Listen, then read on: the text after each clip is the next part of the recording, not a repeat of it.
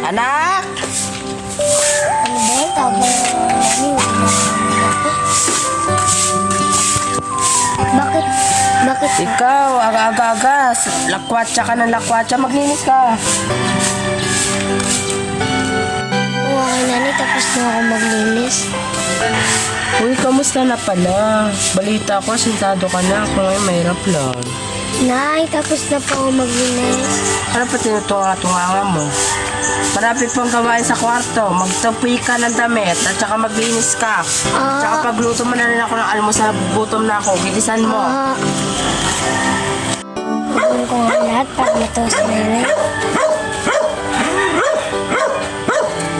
Nay, tapos na po ako maglinis. Tapos na po yung pinagpagawa mo. Eh di good. Kumain ka na at saka pagtapos mo, linisin mo yung CR natin kasi madumi.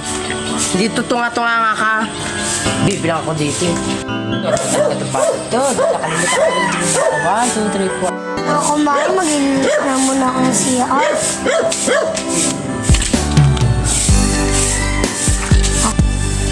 Nay, tapos na po ako maglinis. Sure ba yan? Tingnan ko yung ginawa mo ah. Umigat pa may dumi pa.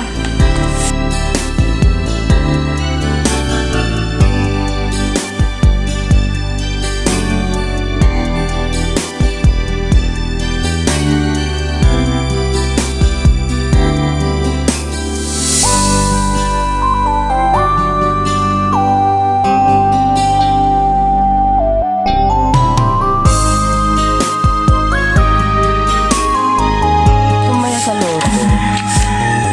Nay, Puro ka nanay, manahimik ka, tataya pa ako sa loto. Wala akong pera, Don.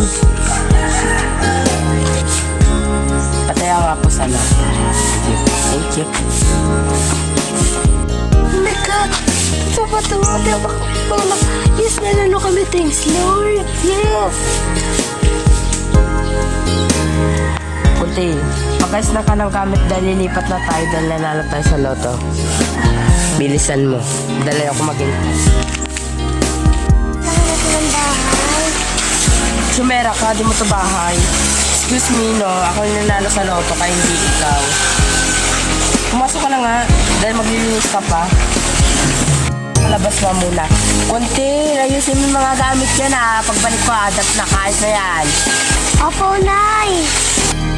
Ngayon ako naisip kong tanggapin ko na yung bata kasi naghanap din siya ng kalinga ng ina. Anak? Sorry sa lahat ng ginawa ko sa'yo Okay lang po. Kasi alam mo kasi nung pinahirapan din ako ng mama mo. Pero ngayon, sorry nakadakparan ko yung medyo sa kanya.